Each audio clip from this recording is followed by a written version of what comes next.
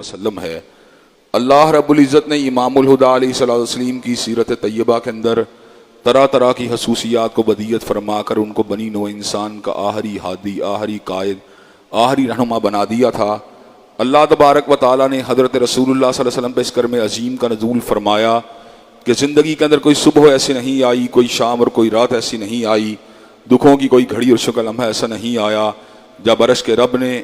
اپنی تائید کو، اپنی نصرت کو اور اپنی حمایت کاملہ کو حضرت رسول اللہ صلی اللہ علیہ وسلم کے شامل حال نہ فرمایا ہو۔ اور ان تمام باتوں سے بڑھ کر یہ کہ عرش کے رب نے اپنی آخری کتاب حمید کو سید العرب والعجم، امام المتقین والابرار، حضرت اشرف الانبیاء والمرسلین، حضرت خاتم النبیین جناب محمد کریم صلی اللہ علیہ وسلم کے قلب اطہر میں نازل فرما دیا تھا۔ یہ کتاب حمید اپنے اندر ایک معنی کا، مفاہیم کا اور مطالب کا ایک سمندر ہے جو اس کے اندر سمویا ہوا ہے۔ جب بھی کبھی کتاب و سنت کے حوالے سے غور و فکر کیا جاتا ہے تو ذہن جو ہے اس کے نئے زاویے کھل جاتے ہیں، اس کے اندر نئی نئی طرح کے تخیلات اور نئی نئی طرح کی سوچیں آتی ہیں۔ کل ہی اپنے خاندان کے ایک دوست جو کہ علم کے ساتھ اور اللہ کے فضل و کرم سے تفقہ کے ساتھ بڑی ہی گہری دلچسپی رکھتے ہیں، ان کے ساتھ نرمی کے حوالے سے کتاب و سنت کی روشنی کے اندر گفتگو ہو رہی تھی تو چلتے چلاتے اس بد کردار عورت کا واقعہ زیر بحث آیا جس نے کتے کو پانی پلایا تھا۔ تو میں نے یہ بات کہی کہ جس وقت عرش کے رب نے اس ناپاک عورت کو ایک نجس جانور کے بارے میں رحم سے لبریز ہو کر اس کی پیاس کو دور کرتے ہوئے دیکھا تو اللہ تعالیٰ نے اس کی شفقت کو، اس کی محبت کو اور اس کی نرمی کو اس انداز سے قبول و منظور فرمایا کہ اس کی باقی خطاؤں کو معاف کر دیا۔ تو اس موقع پر اس ساتھی نے، اس دوست نے، اس بھائی نے یہ بات کہی، آج سے پہلے میں نے کبھی نرمی اور رحم کے حوالے سے اس واقعے کے اوپر غور نہیں کیا تھا، لیکن آج جب میں اس واقعے کے اوپر غور کر رہا ہوں تو یہ بات سمجھ میں آ رہی ہے واقعی نرمی، رحمت، شفقت یہ اللہ تبارک و تعالیٰ کو کتنی پسند اور محبوب ہے کہ اللہ تبارک و تعالیٰ کی نجس معلوقات کے ساتھ بھی جب حسن سلوک کیا جاتا ہے تو اللہ تبارک و تعالیٰ اس حسن سلوک کو بھی ضائع نہیں جانے دیتے۔ حضرات گرامی کے اندر کچھ یہی معاملہ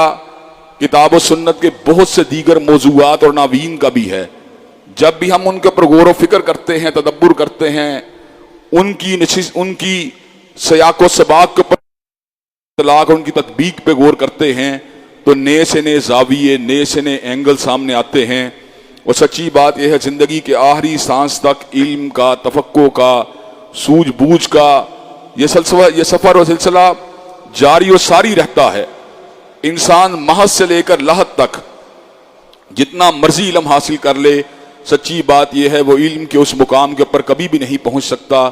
کہ جہاں پر وہ یہ بات کہہ سکے کہ میں نے علم کل کو حاصل کر لیا ہے۔ اللہ تبارک و تعالیٰ نے سب سے زیادہ علم تو اپنے انبیاء علیہ السلام کو عطا فرمایا تھا، لیکن انبیاء علیہ السلام کو جو علم اللہ نے عطا فرمایا اس کے بعد بھی اللہ نے یہ بات کہی تھی وَمَا أُوتِيتُم مِّنَ الْعِلْمِ إِلَّا قَلِيلًا، کہ میں نے آپ کو علم دیا ہے مگر تھوڑا۔ اللہ تبارک و تعالیٰ کے انبیاء کے علم کا اگر انسانوں کے علم سے موازنہ کیا جائے تو جس طرح ایک قطرہ سمندر کے لہروں، اس کے مد و جزر اور اس کے اندر موجود جو ہے پانی کی مقدار کا مقابلہ نہیں کر سکتا، لیکن حضرات گرامی کا اگر علم الہی کی بات کی جائے تو اگر انبیاء کا علم جو ہے وہ ایک قطرے کی مانند ہے تو اللہ تبارک و تعالیٰ کا علم سمندر سے بھی کہیں زیادہ ہے۔ اس لیے کہ سمندر کا تو کنارہ موجود ہے لیکن علم الہی کا کوئی بھی کنارہ موجود نہیں ہے۔ حضرات گرامی قدر چنانچہ ساری کی ساری زندگی غور و خوض کرنے کے باوجود بھی علم کے مدارج کو پوری طرح طے کر لینا یہ کسی انسان کے بس کی بات نہیں ہے۔ ایک دن سیدنا موسیٰ علیہ السلام بنی اسرائیل کے اجتماع کے اندر موجود تھے۔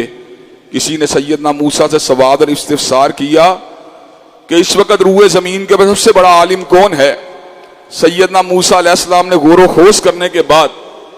اور اللہ کی ساتھ جو اپنی قربت تھی اس کو مد نظر رکھنے کے بعد الفاظ کہے اس وقت روئے زمین کا سب سے بڑا عالم میں ہوں۔ تو حضرت حق